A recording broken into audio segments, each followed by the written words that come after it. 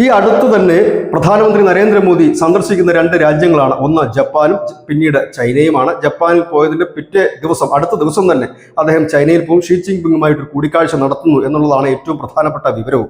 ഏതായാലും ജപ്പാനിൽ പ്രധാനമന്ത്രി നരേന്ദ്രമോദി പോകുന്നത് വെറുതെ അല്ല എന്നുള്ളതാണ് ഇപ്പോൾ പുറത്തു വരുന്ന വാർത്ത. അതിന് മുന്നോടിയായിട്ടുള്ള ഒരുക്കങ്ങൾ പൂർത്തിയായ ഒരു വലിയ വാർത്ത തന്നെയാണ്. രാജ്യം കാതോർത്തിരുന്ന ഒരു വലിയ വാർത്ത തന്നെയാണ് ഇപ്പോൾ പുറത്തു വരുന്നത്.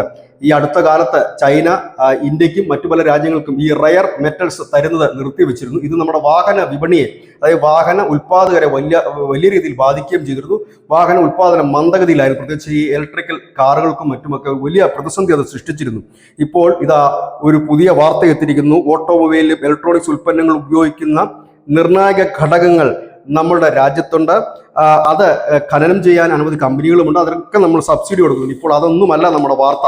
ഇപ്പോൾ നമ്മുടെ വാർത്ത പ്രധാനമന്ത്രിയുടെ ജപ്പാൻ സന്ദർശനത്തിന് മുന്നോടിയായി ഈ രംഗത്തെ അധികായന്മാരായ പ്രൊട്ടേരിയൻ എന്ന് പറയുന്ന കമ്പനി, പ്രൊട്ടേരിയൻ ലിമിറ്റഡ് എന്ന് പറയുന്ന കമ്പനി, ഈ കമ്പനി നിലവിൽ ചൈനയിൽ പ്രവർത്തിക്കുന്നുണ്ട്. ചൈനയിൽ അവർ 2000 ടണ്ണിന് മേളിൽ കാന്തം ഉൽപ്പാദിപ്പിക്കുന്നുമുണ്ട്. ഈ കമ്പനി ഇപ്പോൾ ഇന്ത്യയിലേക്ക് വരുന്നു എന്നുള്ളത് തന്നെയാണ്. ഇന്ത്യയിൽ അവർ പ്ലാന്റ് സ്ഥാപിക്കുന്നു. നിലവിൽ അവർക്ക് ജപ്പാനിലും ചൈനയിലും മാത്രമാണ് കമ്പനികളുള്ളത്. അതിപ്പോൾ ഇന്ത്യയിലേക്കും വരുന്നു എന്നുള്ളത് തന്നെയാണ്. ഈ പ്രൊട്ടേരിയൻ കമ്പനിയുടെ കീഴിൽ ഉള്ള നിയോമാക്സ് ബ്രാൻഡിന് കീഴിലാണ് ഇന്ത്യയിൽ പ്രവർത്തനം തുടങ്ങുന്നത്. ഇന്ത്യയിൽ നിയോഡെമിയം, ഫൈറേറ്റ്, ബൊറൈൻ, പെർമനന്റ് മാഗ്നറ്റുകളാണ് ഈ കമ്പനി നിർമ്മിക്കുന്നത്. കാന്തങ്ങൾ ഉടൻ തന്നെ നിർമ്മിച്ചു തുടങ്ങുമെന്നും കമ്പനി അറിയിച്ചു കഴിഞ്ഞിട്ടുണ്ട്.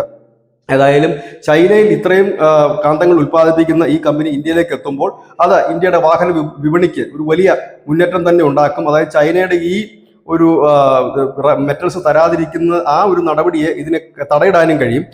അതുപോലെ തന്നെ എർത്ത് ഓക്സിഡന്റുകൾ ഈ കമ്പനിക്ക് ധാരാളമായിട്ട് മറ്റു രാജ്യങ്ങളിൽ നിന്നും ലഭിക്കും എന്ന് തന്നെയാണ് അറിയാൻ കഴിയുന്നത്. നിയോഡേമിയം സംസ്കരണം കൂടുതലും ചൈനയിലാണ് ഇപ്പോൾ നടക്കുന്നത്.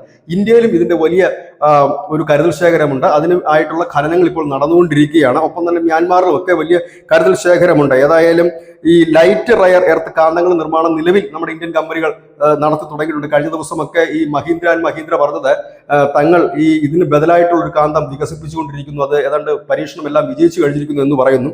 ഏതായാലും ഇന്ത്യയിൽ ഏപ്രിൽ മാസത്തോടുകൂടി മന്ദീഭവിച്ചിരുന്ന ഇലക്ട്രിക് കാറുകളുടെ ഉൽപ്പാദനം പഴയതുപോലെ തന്നെ വീണ്ടും കരുത്താർജിക്കുന്നു എന്ന് തന്നെയാണ് ദേശീയ തലത്തിൽ നിന്ന് വരുന്ന, ഓട്ടോമൊബൈൽ രംഗത്ത് നിന്ന് വരുന്ന ഏറ്റവും പ്രധാനപ്പെട്ട വാർത്ത. ഏതായാലും ചൈനയിൽ തന്നെ ഈ കാന്തങ്ങൾ നിർമ്മിക്കുന്ന കമ്പനി ഇന്ത്യയിലേക്കും എത്തുകയാണ് എന്നുള്ളത് തന്നെയാണ് ഏറ്റവും പ്രധാനപ്പെട്ട വാർത്ത. അതായത് ചൈന ആ മെറ്റൽസുകൾ തരില്ല എന്ന് പറഞ്ഞപ്പോൾ അവിടെ പ്രവർത്തിക്കുന്ന കമ്പനി തന്നെ ഇന്ത്യയിലും വന്ന് പ്രവർത്തിച്ചുകൊണ്ട് ഇന്ത്യക്കാർക്ക് വേണ്ടി, ഇന്ത്യൻ കാറുകൾക്ക് വേണ്ടി ഈ കാന്തങ്ങൾ നിർമ്മിക്കുന്നു എന്നുള്ളതാണ് ഏറ്റവും പ്രധാനപ്പെട്ട വാർത്ത. News desk, news India Malayalam.